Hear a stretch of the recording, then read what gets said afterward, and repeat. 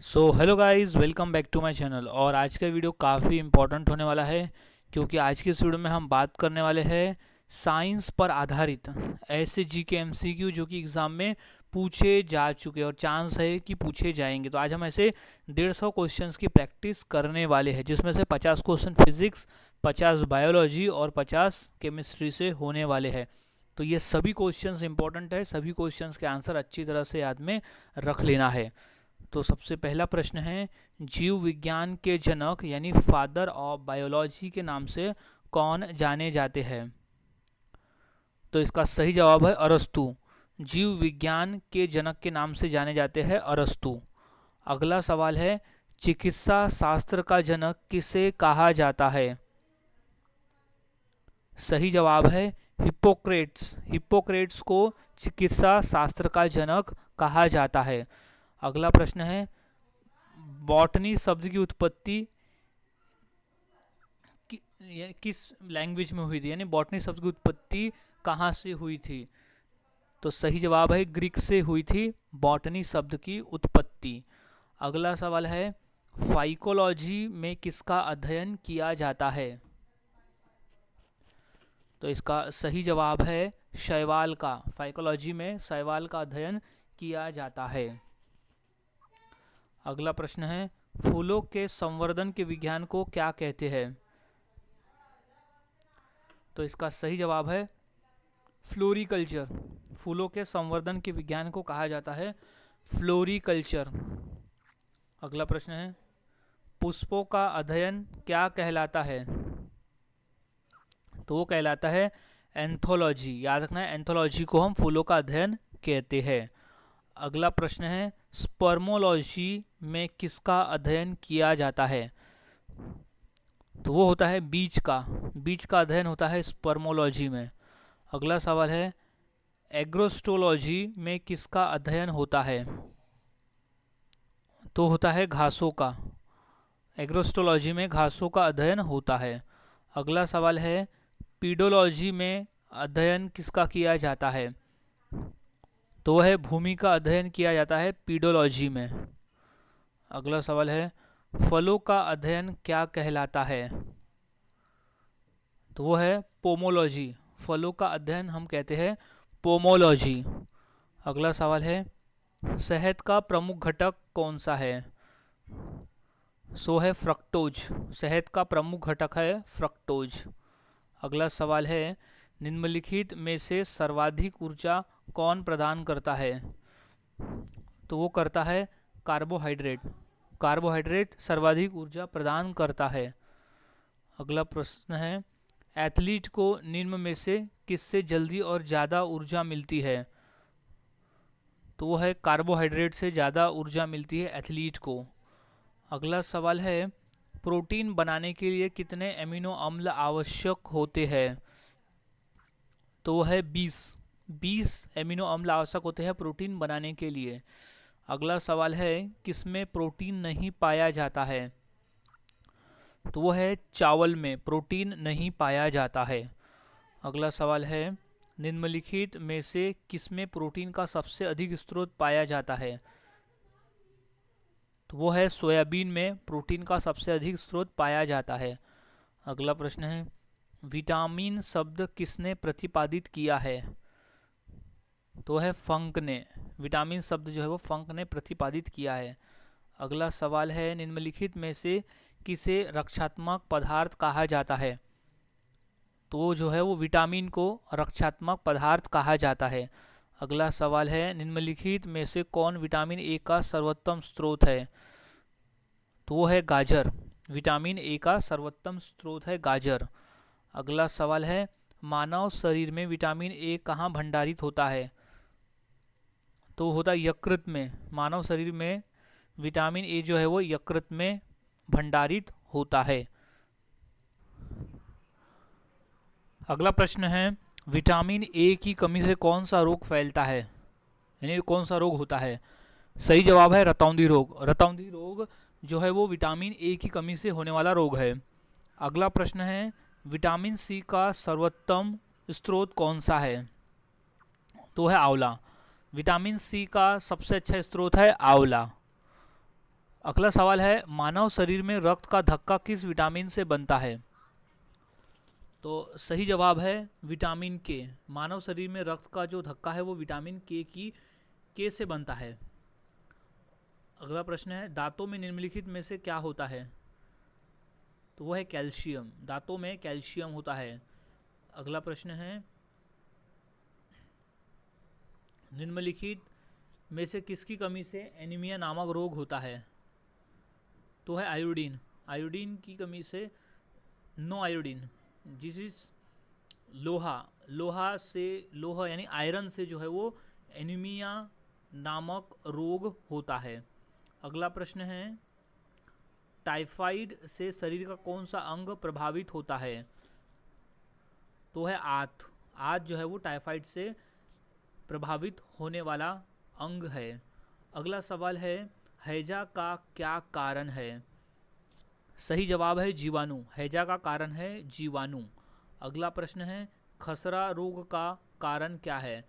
तो वो है विषाणु है खसरा रोग का कारण। नेक्स्ट क्वेश्चन है कैंसर के उपचार में निम्नलिखित में से किसका उपयोग किया जाता है? तो वो है psychotherapy, not psychotherapy, this chemotherapy. Chemotherapy का प्रयोग किया जाता है कैंसर के उपचार में। अगला प्रश्न है ब्लड कैंसर को आमतौर पर किस नाम से जाना जाता है? तो है ल्यूकेमिया। ल्यूकेमिया नाम से हम जानते हैं ब्लड कैंसर को। अगला प्रश्न है शरीर के किस अंग की खराबी से मधुमेह रोग का प्रकोप होता है? तो वो है पैनक्रियाज। पैनक्रियाज खराब होता है मधुमेह रोग से। अगला निमोनिया रोग मानव शरीर के किस अंग को ग्रसित करता है? तो वो करता है फेफड़ा को। निमोनिया रोग जो है मानव शरीर के फेफड़ा रोग अंग को ग्रसित करता है। अगला प्रश्न है पीलिया किसके संक्रमण के कारण होता है? तो वो है यकृत के संक्रमण के कारण होता है पीलिया रोग। अगला प्रश्न है शरीर के अंदर लोह की कमी से उत्पन्न होने वाला रोग कौन सा है? तो वो है रक्तहीनता। रक्तहीनता यानी रक्त की कमी, खून की कमी। अगला प्रश्न है सनसाइन विटामिन कौन सा होता है? तो वो है विटामिन डी है सनसाइन विटामिन। अगला प्रश्न है निम्नलिखित में से कौन सा रोग रक्तदान द्वारा नहीं फैलता है? तो वो रोग है टाइफाइड का रोग जो है कि रक्तदान से नहीं फैलता, जो ऑप्शन में दिया गया है वो टाइफाइड का रोग है। अगला प्रश्न है मीना माता रोग का कारण क्या है? तो वो है पारा। पारा से होता है मीना माता रोग। अगला प्रश्न है किस तत्व की कमी के कारण घेंगा रोग हो जाता है? तो वो है आयोडीन की कमी से होता है घेंगा नामक रोग। अगला प्रश्न है निम्नलिखित में से किसकी कमी से रिकेट्स होता है? तो सही जवाब है विटामिन डी से होता है रिकेट्स। अगला प्रश्न है निम्न में से कौन सी प्रोटीन दूध में पाई जाती है? तो वो है केसिन। केसिन नामक जो प्रोटीन है वो दूध में पाई जाने वाली प्रोटीन का नाम है। अगला प्रश्न है स्कर्वी रोग किसकी कमी से होता है? तो सही जवाब है विटामिन सी के कमी से होता है स्कर्वी नामक रोग। अगला प्रश्न है चेचक के लिए टीके का आविष्कार किसने किया था? तो इसका सही जवाब है एडवर्ड जेनर ने किया था चेचक के लिए टीके का आविष्कार।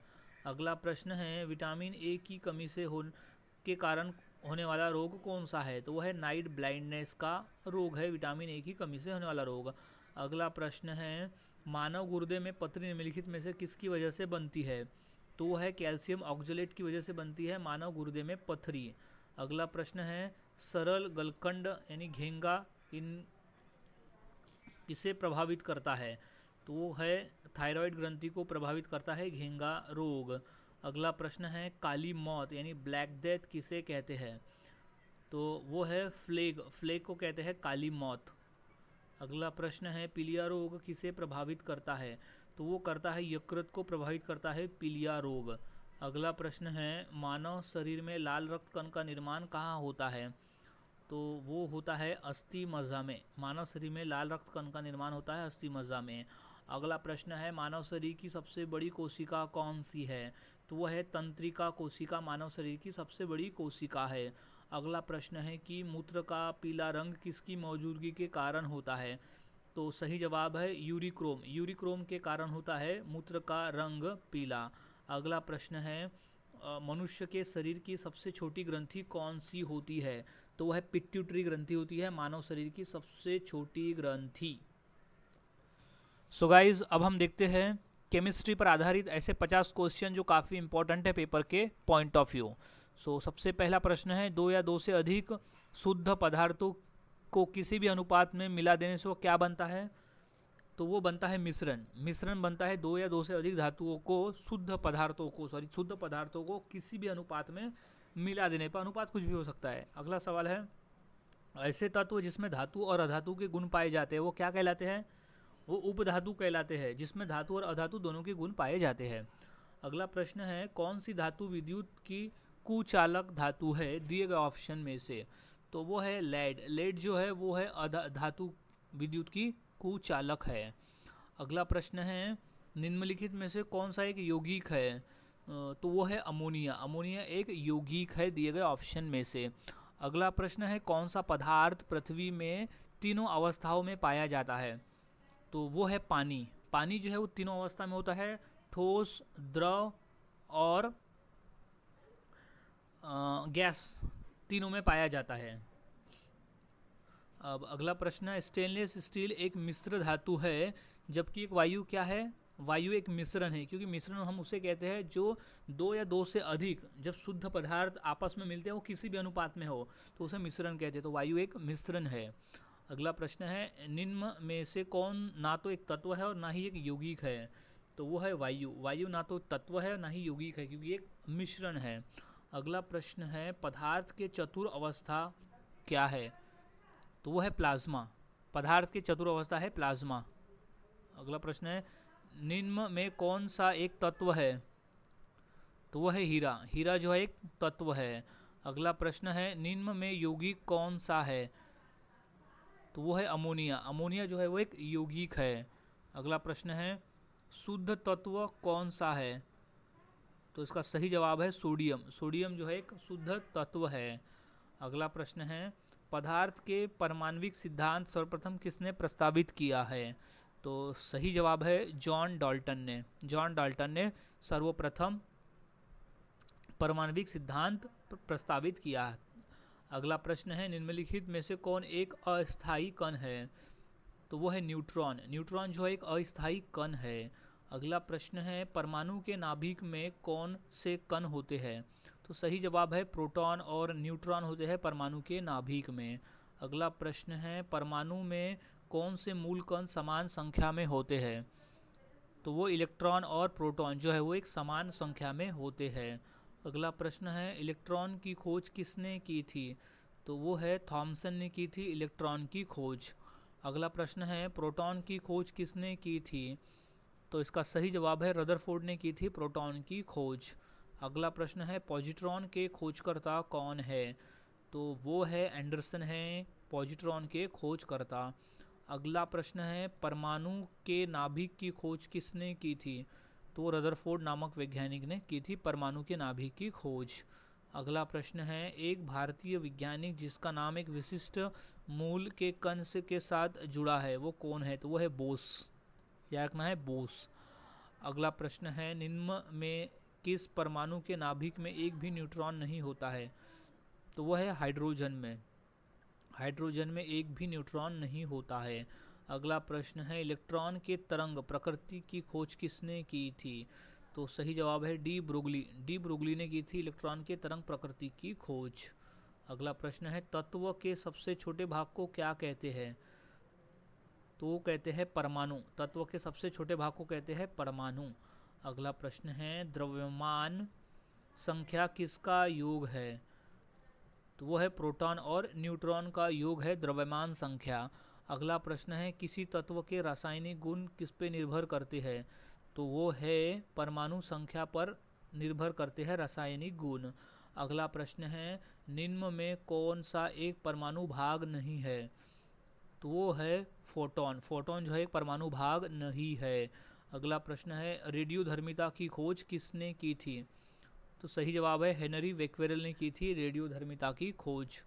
अगला प्रश्न है, रेडियो सक्रियता किसका गुण है?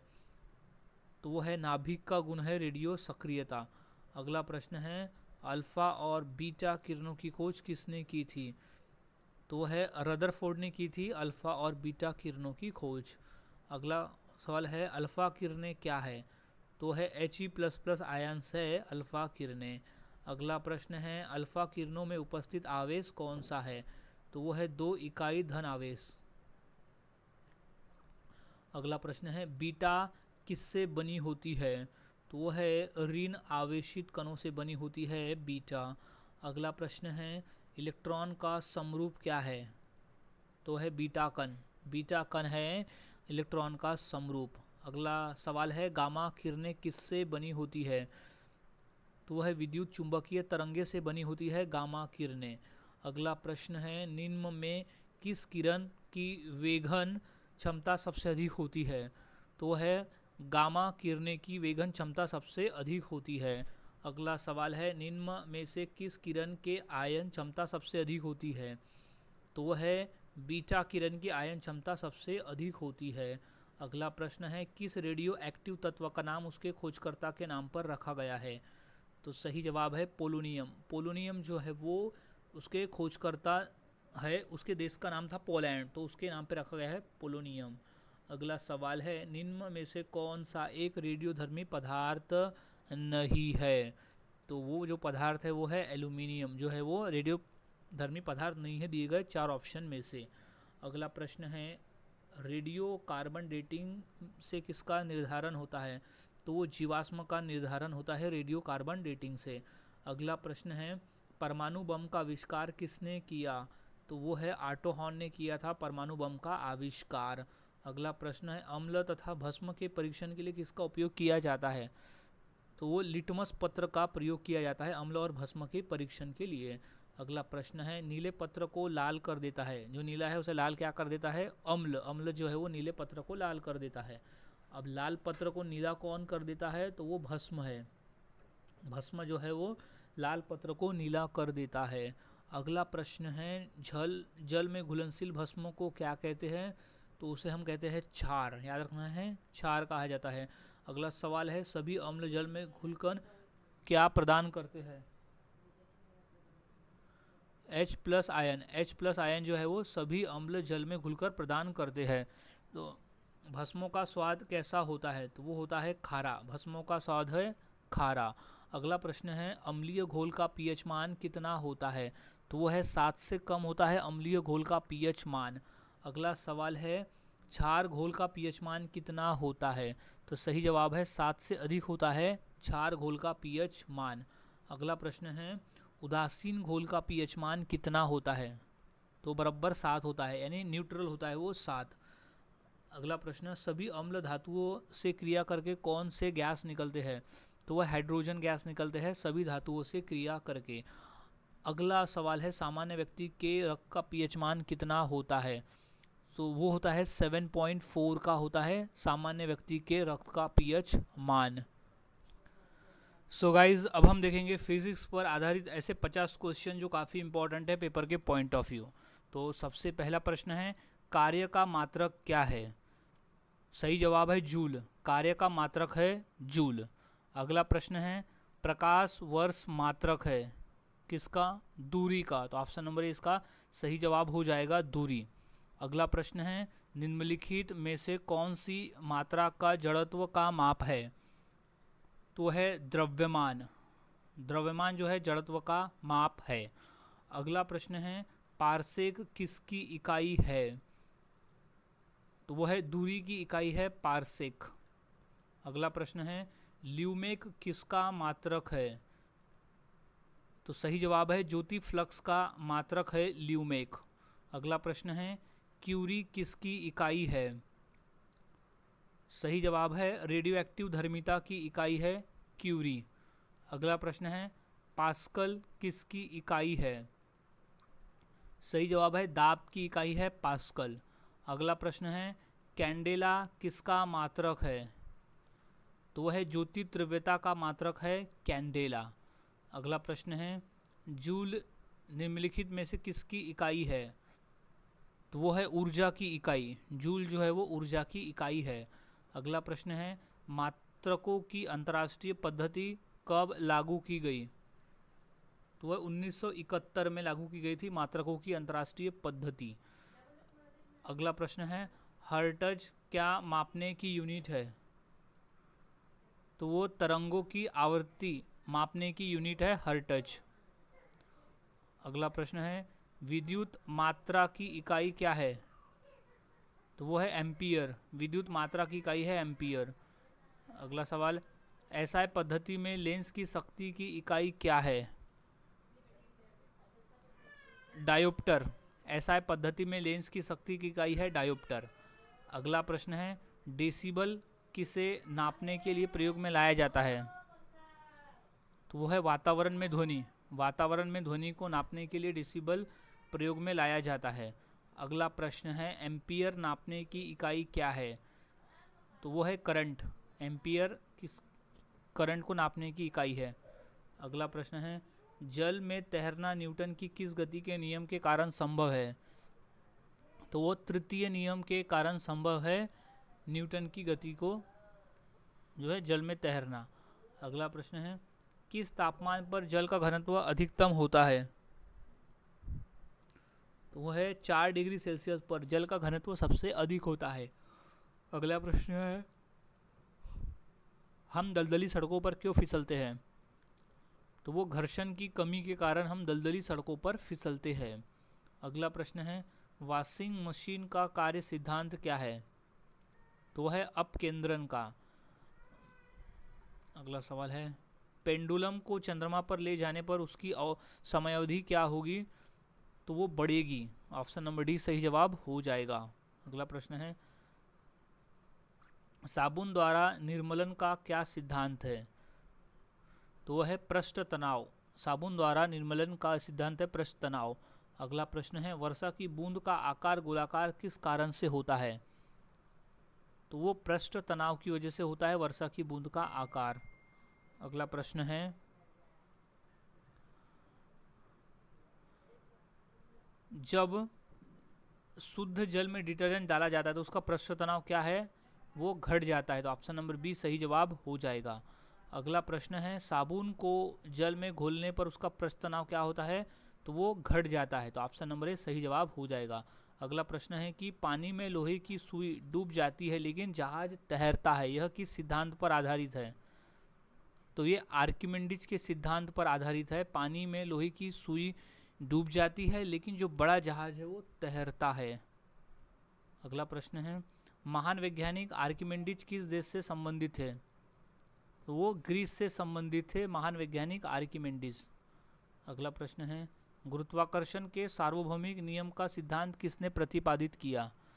तो वो न्यूटन ने प्रतिपादित किया था। अगला प्रश्न है घड़ी की स्प्रिंग में भंडारित ऊर्जा कौन सी होती है?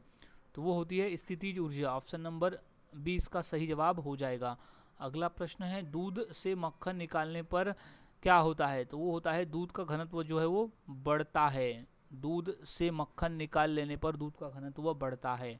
अगला प्रश्न है इस्पात के गोले में पदार्थ की मात्रा उसका क्या होती है? तो उसका द्रव्यमान होता है। Option number B. अगला सवाल वस्तु को गर्म करने पर उसके अणुओं में क्या परिवर्तन आता है? तो उसकी जो चाल है वो बढ़ जाएगी। वस्तुओं को गर्म करने पर अणुओं की चाल जो है वो बढ़ जाएगी। अगला प्रश्न है ऐसा सिस्टम में तापमान की इकाई क्या है? तो वो होता है केल्विन में।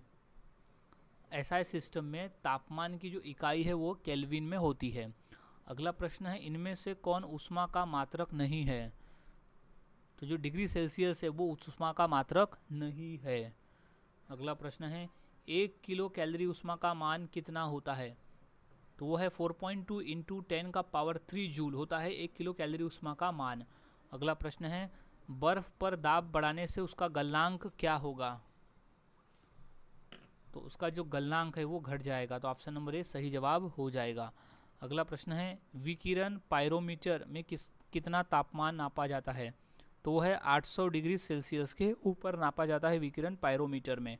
अगला सवाल है निम्नलिखित तापमापियों में से किसे पायरोमीटर कहा जाता है? तो वह है विकिरण तापमापी को पायरोमीटर कहा जाता है। अगला सवाल है ताप के सेल्सियस पैमाने पर परम शून्य ताप होता है क्या? -273 डिग्री सेल्सियस। अगला सवाल है केल्विन मान से मानव शरीर का सामान्य ताप कितना है? तो वो है 310 केल्विन।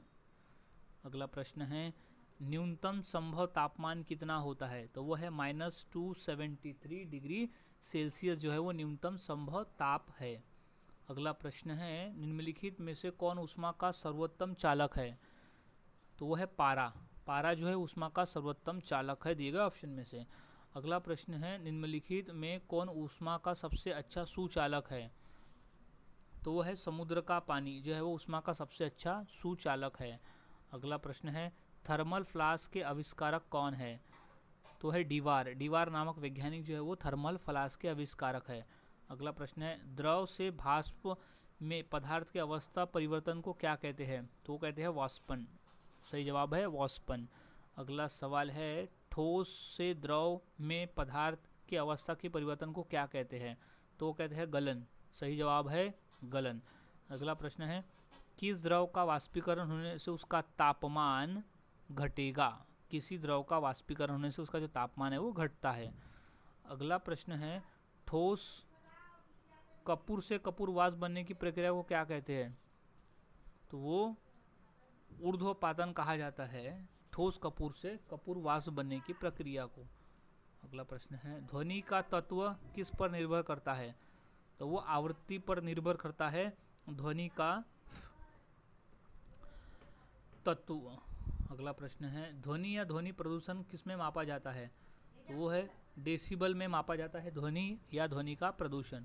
अगला प्रश्न है निम्न में से किसके द्वारा सबसे अधिक ध्वनि प्रदूषण होता है?